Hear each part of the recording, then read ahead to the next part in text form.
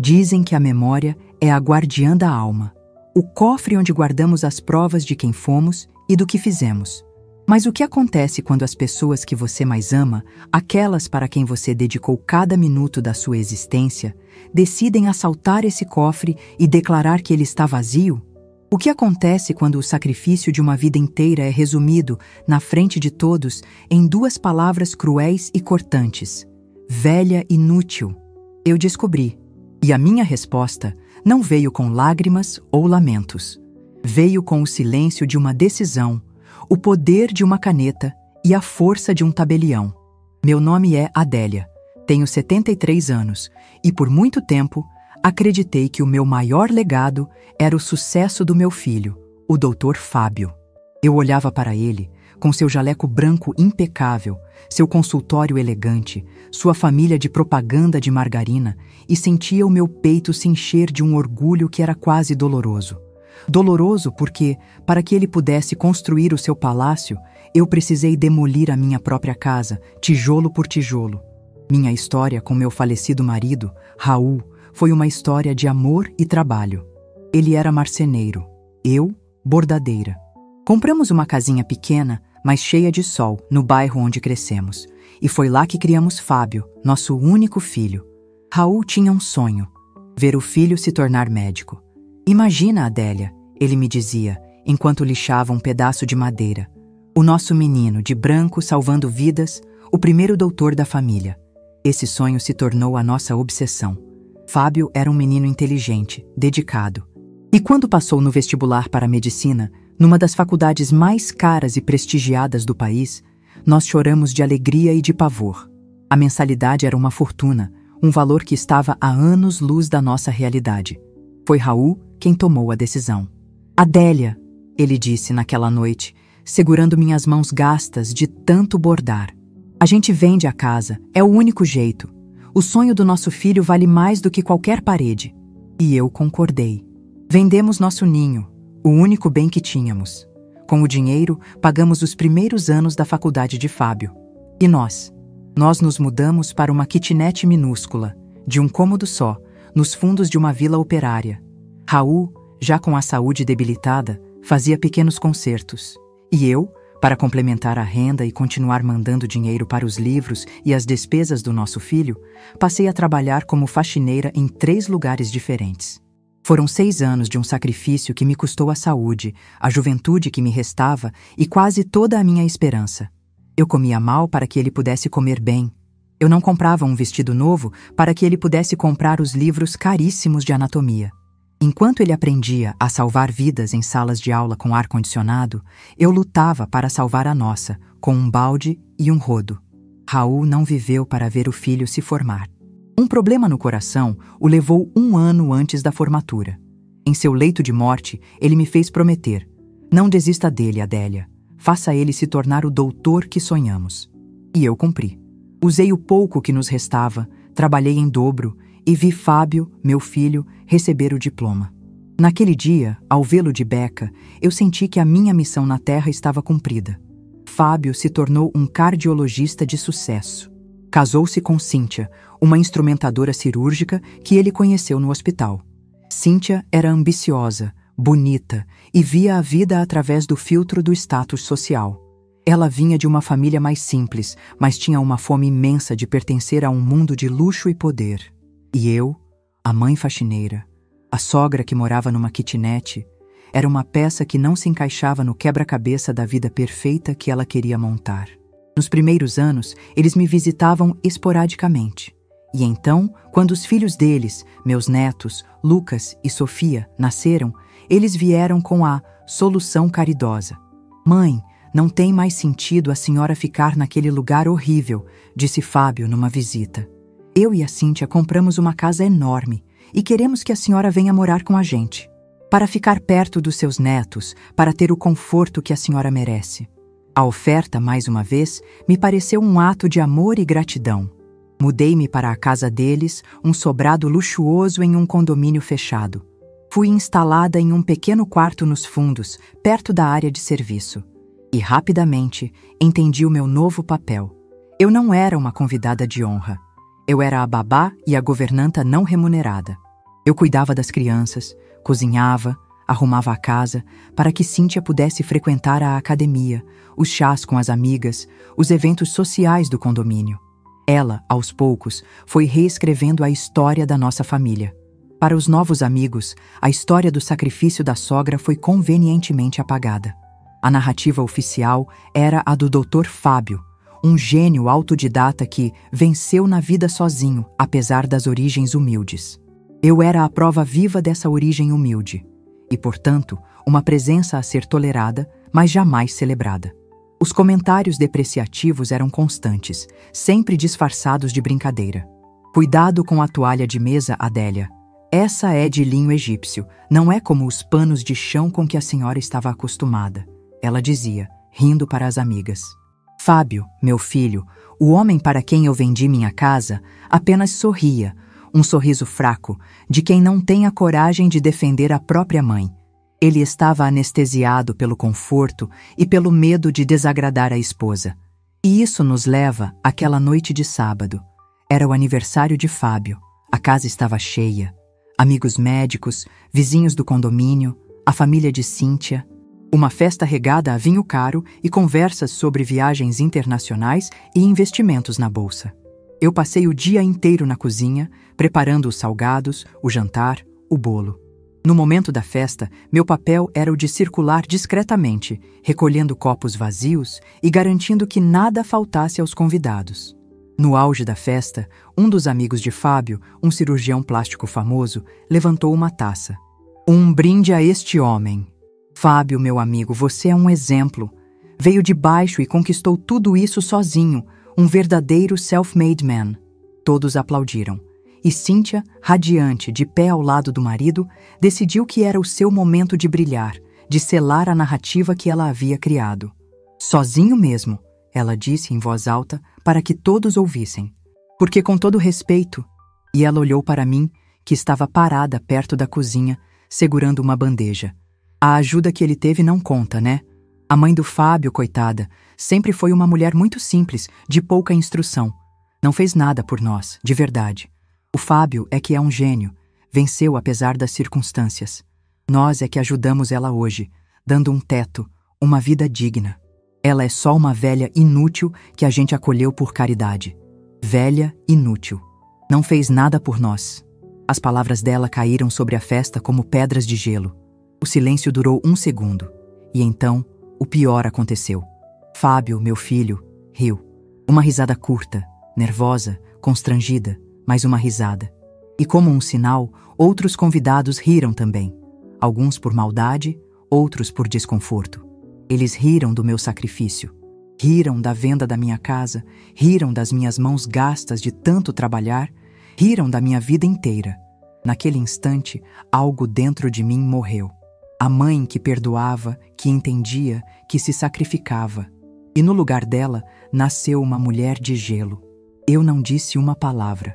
Apenas coloquei a bandeja sobre uma mesa, dei as costas à festa e caminhei em direção ao meu quarto nos fundos, com uma dignidade que eu não sabia que possuía.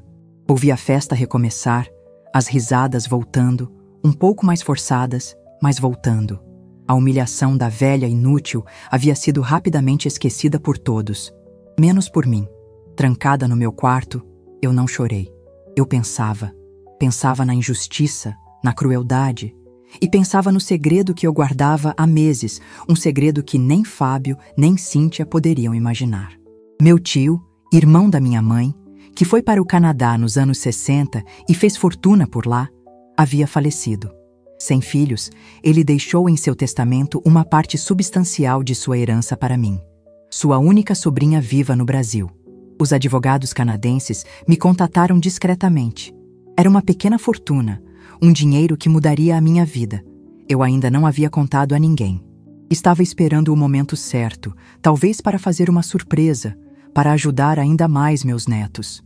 Mas naquela noite eu entendi que o destino daquele dinheiro seria outro. Lembrei-me também de outra coisa. Da faxineira da casa, uma moça chamada Sofia, uma mãe solteira, com 2 filhos pequenos, que se matava de trabalhar para pagar o aluguel de um barraco numa comunidade. Eu a via chegar todos os dias, cansada, mas com um sorriso doce para os meus netos. Eu via nela o meu próprio reflexo, décadas atrás. A velha inútil tinha um plano. Peguei meu celular. A primeira ligação foi para o meu novo advogado no Brasil, o Dr. Nogueira, que cuidava dos trâmites da minha herança. Dr. Nogueira, boa noite. Desculpe a hora. É a Adélia. O dinheiro da herança já está disponível? Sim, dona Adélia. A transferência foi concluída ontem. Está em uma conta de investimentos segura, como a senhora pediu. Ótimo, porque eu preciso usar uma parte dele, com urgência. O senhor se lembra da história da casa que vendi para pagar os estudos do meu filho? Lembro-me perfeitamente. Uma história de grande sacrifício. Pois bem, eu quero comprá-la de volta. O senhor pode contatar os proprietários atuais e fazer uma oferta irrecusável em meu nome? Houve uma pausa surpresa. Claro, dona Adélia. Posso fazer isso amanhã mesmo. Excelente! E doutor Nogueira, assim que a compra for efetuada, eu quero que o senhor prepare um contrato de doação. Eu encontrei uma nova família para aquela casa. Uma família que saberá dar valor a um lar.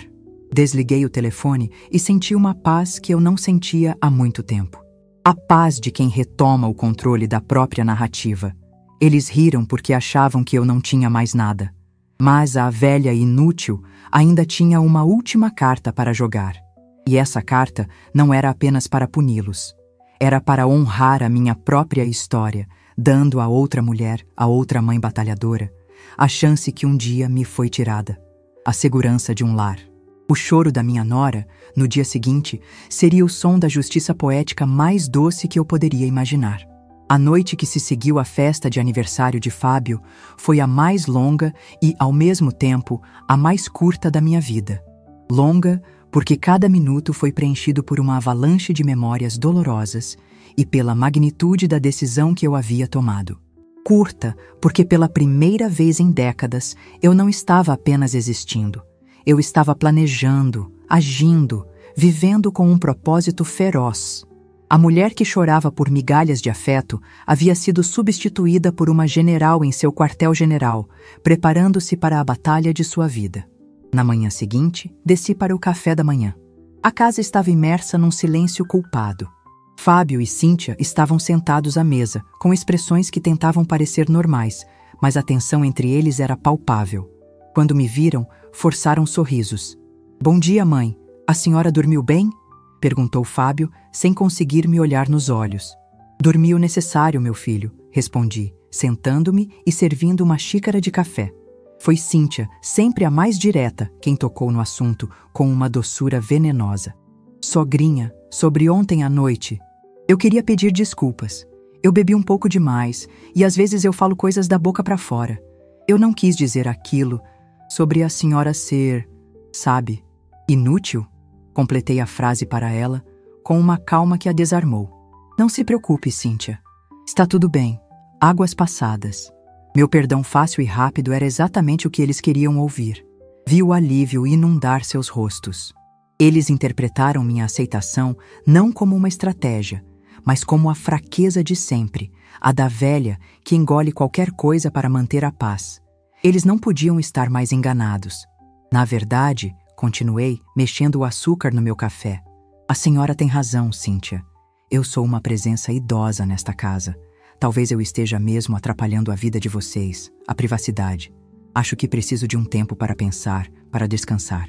Uma velha amiga minha, a Isadora, que mora numa chácara em Atibaia, me convidou para passar uns dias com ela. Acho que vou aceitar. Preciso de um pouco de ar fresco. A alegria no rosto deles foi tão instantânea e tão mal disfarçada que chegou a ser cômica. "Mãe, que ótima ideia", disse Fábio, entusiasmado. "Um pouco de campo vai lhe fazer muito bem." "Claro, sogrinha, a senhora precisa descansar mesmo", emendou Cíntia. "Fique o tempo que precisar, a gente cuida de tudo por aqui." "Obrigada, meus filhos. Vou arrumar uma pequena mala hoje mesmo", eu disse. E enquanto eles sorriam, triunfantes, achando que haviam se livrado de mim por uns dias, eu iniciava a execução do meu plano.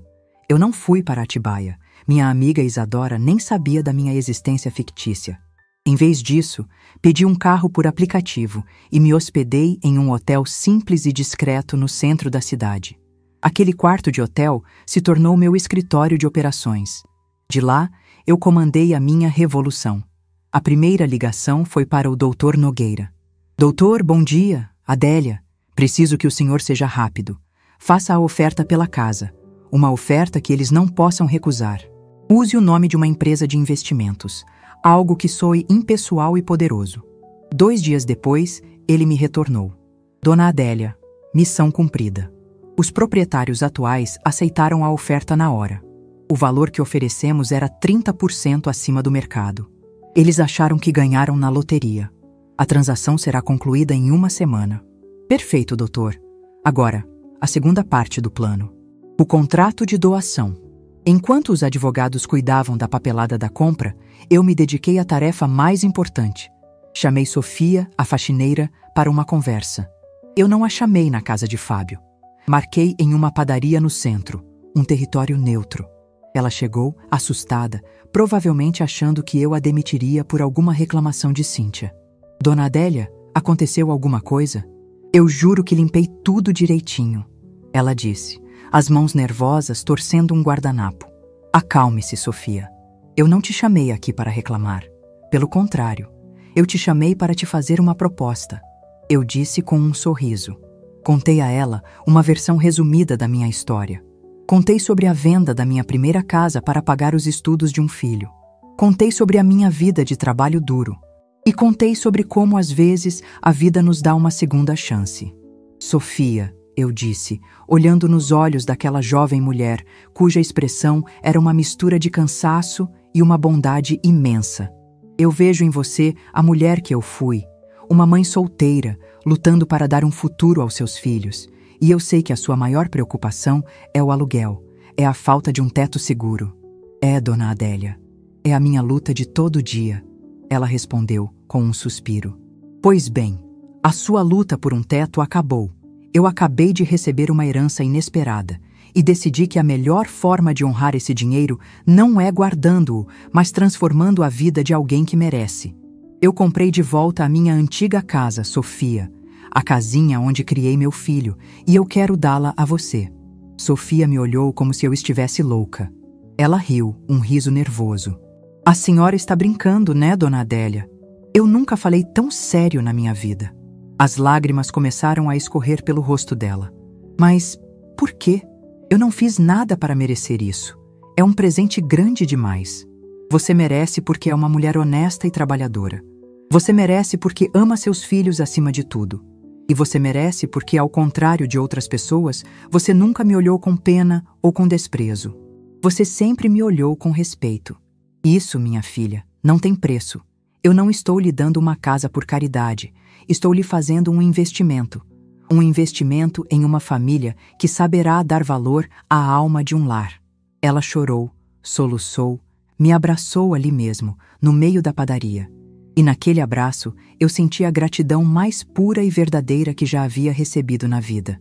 Enquanto isso, eu mantinha o teatro com Fábio e Cíntia. Ligava para eles do hotel, dizendo como o ar do campo estava me fazendo bem. Eles, aliviados, mal perguntavam sobre a minha vida. Estavam ocupados demais celebrando sua liberdade temporária. Após uma semana, voltei para a casa deles. Cheguei com uma pequena mala e um ar de quem havia descansado. Foi ótimo, meus filhos, mas senti falta dos meus netos, eu disse, desempenhando meu papel. Naquela noite, durante o jantar, eu lancei a segunda parte da minha ofensiva. Sabe, essa viagem me fez pensar. Comecei casualmente. Vocês têm razão. Eu sou uma senhora. Preciso de um lugar mais tranquilo, mais simples. Acho que esta casa, este condomínio, é demais para mim. A sua amiga, a Isadora, me convidou para morar com ela na chácara em Atibaia, de forma permanente. E eu decidi aceitar. Se os olhos deles pudessem soltar fogos de artifício, a sala de jantar teria se incendiado. A alegria, o alívio, o triunfo em seus rostos eram tão explícitos que chegavam a ser grotescos. Eles mal conseguiram disfarçar. "Mãe, mas que decisão maravilhosa!" exclamou Fábio. "É o melhor para a senhora, com certeza." "Claro, sogrinha." ar puro, tranquilidade. E a gente pode te visitar nos fins de semana, disse Cíntia, já provavelmente calculando o valor do quarto vago para transformá-lo em seu closet particular. Eu vou no próximo sábado, anunciei. Já combinei tudo com ela. Eles se ofereceram para me ajudar a empacotar minha vida com um entusiasmo que beirava o desespero. Passei a semana separando minhas poucas coisas sob o olhar atento e apressado deles. Eles queriam a sua velha inútil fora de lá o mais rápido possível. No sábado, a cena da despedida foi uma obra-prima da hipocrisia. Eles me levaram até a rodoviária, compraram minha passagem para Atibaia, me abraçaram. Se cuida, mãe, e liga quando chegar, disse Fábio. Vamos sentir sua falta, sogrinha, mentiu Cíntia. Eu os observei ir embora no carro de luxo, rindo, provavelmente já planejando a festa que dariam para comemorar a casa livre. Eu não entrei no ônibus para Atibaia.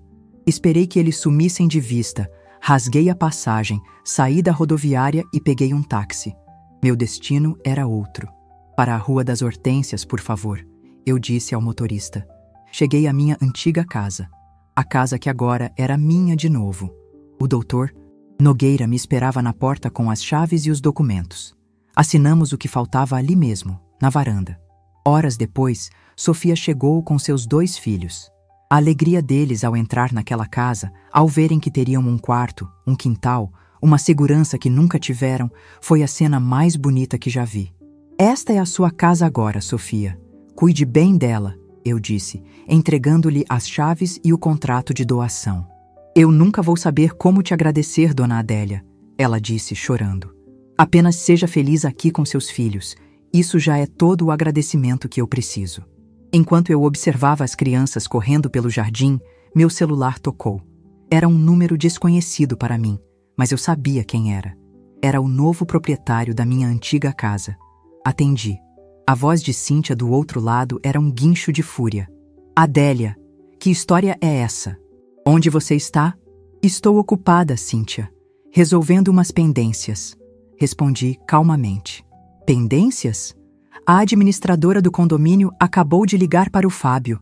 Eles disseram que o meu closet, quer dizer, o seu antigo quarto, tem um novo proprietário registrado e que os novos moradores chegam na segunda-feira. E que a taxa de condomínio do nosso apartamento vai aumentar porque a unidade da sua mãe não é mais de um parente. Que palhaçada é essa? Você não se mudou para Atibaia? Eu sorri, olhando para Sofia e seus filhos, a imagem da felicidade genuína. Houve uma pequena mudança de planos, Cíntia. A velha inútil aqui descobriu que ainda tem um talento para o mercado imobiliário e decidi fazer um último grande investimento. Investimento? Do que você está falando? Eu investi numa família que realmente entende o valor de um lar. Quanto a vocês, espero que gostem dos seus novos vizinhos de porta. Ouvi dizer que a Sofia, a nova moradora do meu antigo quarto, faz um café maravilhoso. E ao contrário de mim, ela provavelmente não se importará em cobrar uma xícara de vocês. Afinal, ela precisa pagar as próprias contas. Passar bem. Desliguei o telefone ao som dos gritos dela. Olhei para a casinha que um dia foi meu lar e que agora seria o refúgio de outra família. Eu não havia apenas transferido uma casa, eu havia transferido um sonho. E ao fazer isso, eu havia comprado de volta a minha própria alma. A festa na casa de Fábio e Cíntia, eu tinha certeza, havia acabado de ser cancelada. A ligação para Cíntia foi a última peça do meu xadrez, o cheque-mate. Depois de desligar o telefone ao som de seus gritos de fúria, uma paz profunda se instalou em mim. Não era a paz da vingança, mas a paz da justiça. A paz de quem finalmente equilibrou uma balança que esteve desajustada por décadas. Eu não havia apenas dado uma casa a uma família necessitada. Eu havia devolvido a mim mesma o direito de ser a protagonista da minha própria história. Enquanto Fábio e Cíntia viviam o seu apocalipse particular, eu iniciava a minha renascença. A primeira coisa que fiz foi abandonar o hotel discreto e alugar para mim um pequeno, mas charmoso apartamento em um bairro tranquilo, perto de um grande parque. Um lugar só meu. Pela primeira vez em mais de 10 anos, eu escolhi a cor das paredes, um verde sálvia que acalmava a alma. Comprei meus próprios móveis, uma poltrona confortável para leitura, uma mesa de jantar redonda para receber amigos e enchi a casa com o que eu amava: vasos de plantas, livros e o cheiro do meu café passado na hora. Minha antiga identidade de velha inútil, a avó que servia como babá e governanta, foi deixada para trás como uma pele de cobra. Eu precisava de um novo propósito, algo que me conectasse com a minha essência. E a minha essência sempre esteve em minhas mãos.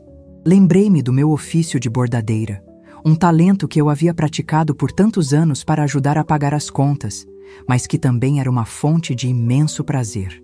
Fui ao centro da cidade e comprei os melhores materiais: bastidores de madeira, agulhas de todos os tamanhos e meadas de linha de seda em todas as cores do arco-íris. Em meu novo apartamento, com a luz do sol entrando pela janela, eu voltei a bordar. Mas, desta vez, não eram toalhas de mesa para vender ou remendos em roupas de criança. Eram telas. Eu bordava paisagens da minha memória, flores que eu amava, rostos abstratos cheios de emoção. Meus dedos, que por tanto tempo estiveram a serviço dos outros, agora criavam beleza para mim mesma. O meu verdadeiro projeto, no entanto, era a minha nova família. Não a de sangue, mas a de alma. Pelo menos 2 vezes por semana, eu visitava Sofia e seus filhos na minha antiga casa. Era uma experiência surreal e curativa. Ver a alegria daquelas crianças correndo pelo quintal onde meu próprio filho cresceu, ver o alívio e a gratidão no rosto de Sofia, tudo aquilo preenchia o vazio que a decepção havia criado em mim. Dona Adélia, eu nunca vou ter palavras para agradecer, Sofia me dizia, a cada visita, enquanto me servia uma xícara de café na cozinha que um dia foi minha. Meus filhos, eles agora têm um quintal, eles têm segurança. A senhora não nos deu uma casa. A senhora nos deu um futuro. Eu me tornei a avó que meus próprios netos nunca tiveram a chance de ter. Lia histórias para o pequeno Léo, de 5 anos, e ensinava a pequena Ana, de 7, os meus primeiros pontos de bordado. Eles me olhavam com uma admiração e um carinho puros, que não estavam atrelados a nenhum presente caro ou interesse material. O amor deles era gratuito, e por isso mesmo era o mais valioso de todos. Enquanto a minha vida se enchia de cor, linha e risadas de criança, a de Fábio e Cíntia se tornava um pesadelo em tons de cinza. A humilhação de terem sido enganados e desmoralizados na frente da família e dos amigos foi apenas o começo. O verdadeiro tormento era a convivência forçada com as consequências de seus atos. A chegada de Sofia e seus filhos ao condomínio de luxo foi um evento. A história, inevitavelmente, se espalhou como fogo em palha. Os vizinhos, que antes bajulavam Cíntia por seu status, agora a olhavam com uma mistura de pena e desprezo. A mulher que se gabava de sua sofisticação agora tinha como vizinha de porta a sua antiga faxineira, que morava na casa que um dia ela sonhou em herdar. A ironia era brutal e a fofoca implacável. As amigas de Cíntia se afastaram. Os convites para os jantares e eventos sociais secaram. A vida de aparências que ela tanto prezava desmoronou. Sem o meu apoio financeiro invisível e com a necessidade de manter um padrão de vida que não lhes cabia mais, as dívidas começaram a aparecer. O carro de luxo foi vendido e trocado por um modelo popular. As roupas de grife foram substituídas por peças mais modestas. E, o pior de tudo, sem a velha inútil para cuidar da casa e dos netos, eles foram forçados a encarar a realidade do trabalho doméstico. As brigas entre eles se tornaram constantes e audíveis. Eu sabia disso porque, ocasionalmente, eu ia visitar Sofia. E do quintal da minha antiga casa, eu podia ouvir as vozes alteradas vindas do sobrado vizinho. "A culpa é sua, Fábio. Sua mãe é uma víbora e você é um fraco que não soube controlá-la. Minha culpa? Foi você quem a humilhou na frente de todos. Foi a sua ganância que nos colocou nesta situação." Eles estavam se devorando, presos na gaiola de ouro que eles mesmos construíram. Fábio começou a definhar. Eu o via, às vezes, na garagem do condomínio. Estava mais magro, com olheiras profundas. O ar de médico bem-sucedido havia dado lugar ao de um homem perdido. Ele tentava me evitar, mas nossos encontros eram inevitáveis. Numa dessas vezes, no elevador, estávamos só nós dois. O silêncio era esmagador. Como vai a sua nova família, mãe? Ele perguntou, a voz baixa, carregada de um ressentimento amargo. Vai muito bem, meu filho. Sofia é uma mulher de ouro. E os filhos dela são uma alegria. Eles me lembram de quando você e seus primos brincavam no quintal. Crianças gratas, felizes com as coisas simples. Cada palavra minha era uma pequena agulha, eu sei. Mas era a verdade. E a verdade, às vezes, precisa doer para curar. A primeira rachadura real na armadura de Fábio veio através dos netos. Meus netos. Lucas e Sofia, os filhos dele. Cíntia, em sua amargura, começou a proibi-los de falar comigo quando me encontravam nas áreas comuns do condomínio. Mas crianças são crianças. A curiosidade e o afeto delas eram mais fortes que as ordens da mãe. Um dia, eu estava sentada em um banco na pracinha do condomínio, lendo um livro. Lucas, meu neto de 10 anos, se aproximou, hesitante. Vovó? Ele chamou, baixinho. Oi, meu amor, que surpresa boa. A mamãe disse que eu não posso falar com a senhora. Ela disse que a senhora foi muito má com a gente. Meu coração se apertou. E você acha que eu fui má, meu querido? Ele olhou para os próprios pés. Eu não sei. Eu só sei que eu sinto sua falta. Sinto falta do seu bolo de cenoura e da senhora me ajudando com a lição. Ele levantou os olhos e o que vi ali foi uma confusão genuína. Vovó, por que a casa da faxineira agora é a sua casa antiga? Respirei fundo. Eu não ia mentir para o meu neto. Porque, meu amor, a vovó decidiu dar aquela casa para uma família que realmente precisava e que saberia cuidar dela com o coração. E a Sofia e os filhos dela são essa família. Mas e a gente? A voz dele era um fio. A gente não era a sua família? Vocês são o meu sangue, Lucas. E eu amo vocês mais do que tudo. Mas às vezes, até as pessoas que a gente ama precisam aprender lições difíceis. E o seu pai precisava aprender uma. Naquele momento, Fábio apareceu. Ele viu o filho conversando comigo e seu rosto se fechou. Ele veio em nossa direção a passos duros. Lucas, o que eu te disse sobre incomodar a sua avó? Ele não está me incomodando, Fábio. Nós estávamos apenas conversando, eu disse com calma. Pai, disse Lucas, com uma coragem que me surpreendeu.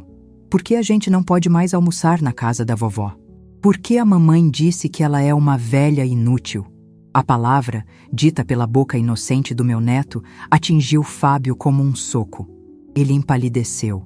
Olhou para mim, para o filho, e pela primeira vez vi em seus olhos não a raiva ou o ressentimento, mas a vergonha. A vergonha pura e absoluta de ter que encarar o seu próprio ato através do olhar do seu filho. Ele não respondeu. Apenas pegou Lucas pela mão e o levou embora, em silêncio. Aquele foi o começo do fim para o casamento dele. A mentira, a narrativa que Cíntia havia criado, não se sustentava mais. A presença constante de Sofia e seus filhos, felizes, na casa que deveria ter sido dela, era um lembrete diário de sua derrota. A vergonha de Fábio, agora exposta, o tornou um homem amargo dentro de casa, e a convivência se tornou impossível. Soube da separação deles pela administradora do condomínio, que me ligou para informar sobre a mudança de Cíntia. Ela e as crianças foram morar com os pais dela. Fábio ficou sozinho no sobrado luxuoso, um rei em um castelo vazio, assombrado pelos fantasmas de suas próprias escolhas. O silêncio dele durou mais um mês, e então, numa noite de domingo, a campainha do meu novo apartamento tocou. Era ele. Estava mais magro, a barba por fazer, o ar de médico bem-sucedido completamente desaparecido. Em seu lugar, havia apenas um homem cansado. Mãe, ele disse quando eu abri a porta. Eu posso entrar? Eu hesitei, mas havia algo em seu olhar, uma humildade que eu nunca havia visto. Eu dei um passo para o lado e o deixei passar. Ele entrou e olhou ao redor do meu pequeno e aconchegante apartamento. Viu meus bordados na parede, meus livros, minhas plantas. A senhora parece feliz aqui, ele disse, a voz rouca. Eu estou, Fábio. Eu encontrei a minha paz. Ele se sentou no sofá, a cabeça entre as mãos. E pela primeira vez desde que era um menino, ele chorou na minha frente. Um choro de arrependimento, de perda, de uma dor que finalmente havia encontrado uma saída. Eu perdi tudo, mãe. Perdi minha esposa, meus filhos estão longe, perdi o respeito dos meus amigos, perdi o meu próprio respeito. E tudo por quê? Por dinheiro? Por status?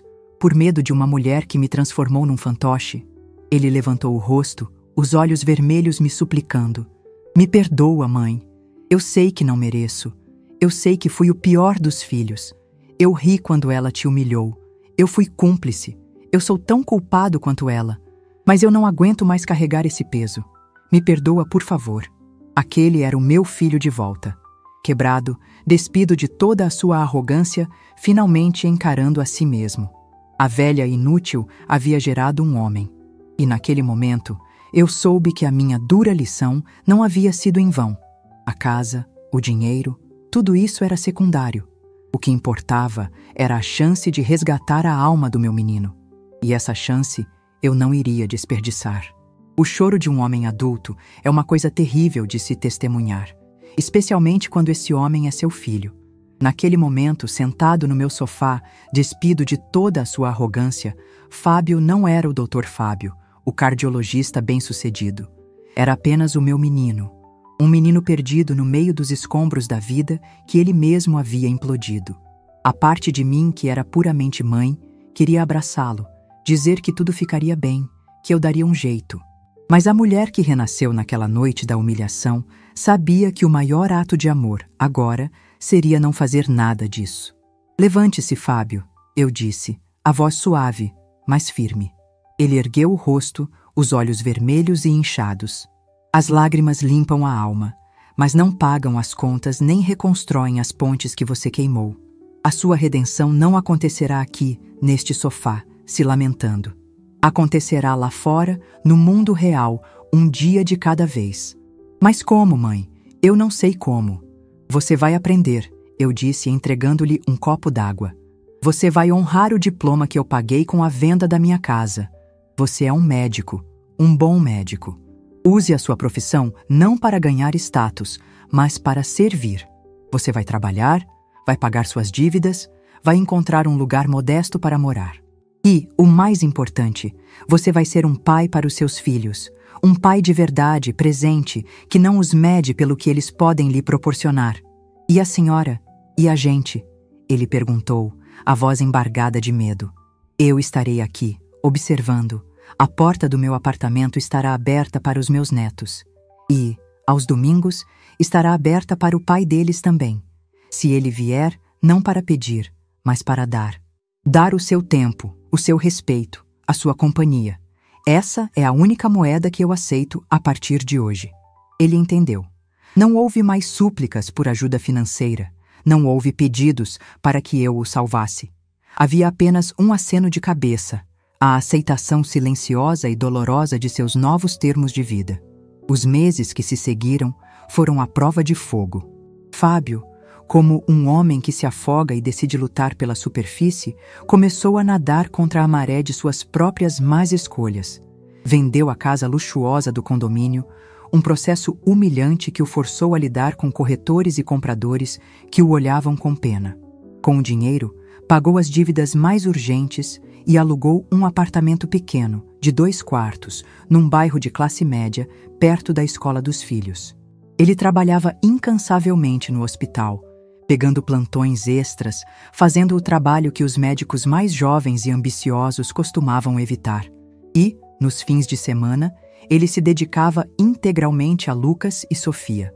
Eu sabia disso porque, aos domingos, ele os trazia para almoçar comigo, como eu havia permitido. As primeiras visitas foram tensas. As crianças, confusas com a separação dos pais e com a nova e modesta vida, estavam quietas. Fábio mal falava. Seu constrangimento era quase palpável, mas eu mantinha a normalidade. Cozinhava a comida preferida deles, conversava com os netos sobre a escola, mostrava a eles os meus novos bordados. E aos poucos, o gelo começou a derreter. Fábio, sem que eu pedisse, começou a me ajudar. Consertava uma torneira que pingava, carregava minhas compras ou simplesmente sentava-se na cozinha e me ouvia falar sobre a minha semana. Ele estava pagando sua dívida, não com dinheiro, mas com a moeda mais preciosa de todas, a atenção. A maior prova de sua transformação, no entanto, veio de uma forma que eu não esperava. Numa tarde de sábado, eu estava visitando Sofia e seus filhos na minha antiga casa. Estávamos no quintal, eu ensinando a pequena Ana a cuidar das margaridas, quando o portão se abriu. Era Fábio. Ele parou, hesitante, ao ver a cena. Sofia ficou tensa, sem saber como reagir. As crianças dele, que haviam chegado com ele para passar o fim de semana, correram para brincar com os filhos de Sofia. Fábio se aproximou de mim e de Sofia. Seu rosto era uma mistura de vergonha e uma emoção que eu não consegui decifrar. "Sofia", ele disse, a voz baixa e firme. "Meu nome é Fábio. Eu sou o antigo morador desta casa e eu gostaria de lhe pedir perdão." Sofia o olhou surpresa. "Perdão? Mas o senhor não me fez nada." "Não diretamente", ele respondeu. "Mas a minha arrogância, a minha ingratidão para com a minha mãe, foi o que no fim lhe trouxe este presente. Eu quero que saiba que eu não guardo nenhum ressentimento. Pelo contrário, olhar para você e seus filhos, felizes neste lugar, me ensina todos os dias sobre o que realmente importa. A minha mãe fez a escolha certa. Ela deu este lar a quem realmente o merecia e saberia valorizá-lo. E eu só espero que um dia eu possa ser digno do amor e do sacrifício que ela dedicou a mim, e que por tanto tempo eu desprezei." Naquele momento, olhando para o meu filho, se desculpando com a mulher a quem eu dei o seu antigo lar, eu soube que ele estava curado.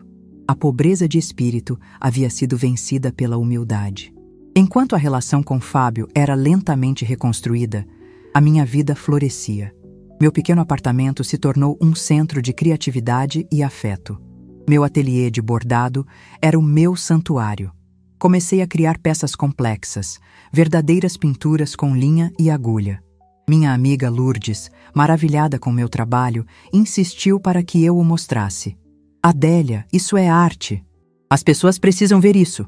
Relutante, aceitei participar de uma pequena feira de artesanato no parque da cidade.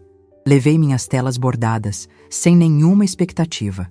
E, para minha surpresa, vendi quase todas. As pessoas se encantavam com a delicadeza, com as cores, com as histórias que cada ponto contava. Eu não precisava do dinheiro, mas a sensação de ter meu talento reconhecido, de ser valorizada por algo que eu criei, era inebriante. Meu trabalho voluntário também se expandiu. A história da velha inútil que comprou a própria casa de volta e a doou para a faxineira se tornou uma espécie de lenda urbana no bairro. Outras senhoras, sentindo-se desrespeitadas ou invisíveis em suas próprias famílias, começaram a me procurar. Não para que eu lhes desse uma casa, mas para que eu lhes desse um conselho, uma palavra de força, um exemplo. Eu as recebia no meu apartamento, com um bolo e um café, e contava a minha história, e ouvia as delas. E juntas criamos uma rede de apoio, um clube das avós revolucionárias, como brincávamos. Entendi que a minha dor pessoal poderia ser transformada em uma força coletiva. Ao me levantar, eu estava, sem querer, ajudando outras mulheres a encontrarem forças para fazer o mesmo. 1 ano depois daquela festa desastrosa, a vida era outra. Fábio havia se estabilizado, morava em seu apartamento simples, mas digno. Era um pai presente e dedicado. Nossa relação era tranquila, baseada numa nova e profunda amizade. Cíntia, eu soube, havia se mudado para o exterior com um novo namorado rico, em busca do status que tanto almejava. Eu desejava que ela encontrasse a paz, mas duvidava que a encontraria no luxo material. Sofia e seus filhos eram a minha segunda família.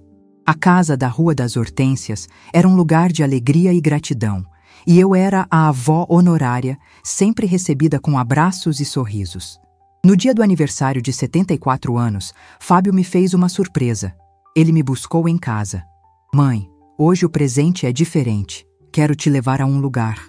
Ele me levou até um pequeno centro comunitário num bairro carente. Lá, ele me mostrou uma pequena sala de atendimento médico que ele havia montado com suas próprias economias. "Eu venho aqui 2 vezes por semana, depois do expediente no hospital", ele me explicou. "Atendo de graça as pessoas que não podem pagar por uma consulta. É o mínimo que posso fazer para honrar a educação que a senhora me deu, para fazer valer o preço da sua casa." Ele então me entregou um pequeno quadro. Era um dos meus bordados, um que ele havia comprado secretamente na feira de artesanato. Estava lindamente emoldurado. Eu o coloquei na parede do consultório, ele disse, com os olhos marejados, para que todos os dias, ao entrar ali, eu me lembre da força, da arte e da generosidade da minha mãe. Para que eu nunca mais me esqueça de quem eu sou e de quem eu vim. Naquele momento, olhando para o meu filho, o médico do povo, e para o meu bordado na parede daquele consultório humilde, eu senti que o ciclo da minha vida estava completo. A dor, a humilhação, a traição, tudo aquilo havia sido o solo escuro e adubado de onde as mais belas flores haviam nascido. Meu nome é Adélia, e eu fui chamada de velha inútil. Hoje sei que a minha utilidade nunca esteve em servir, mas em inspirar. Aprendi que o maior patrimônio que podemos construir não são casas ou fortunas, mas o respeito por nós mesmos.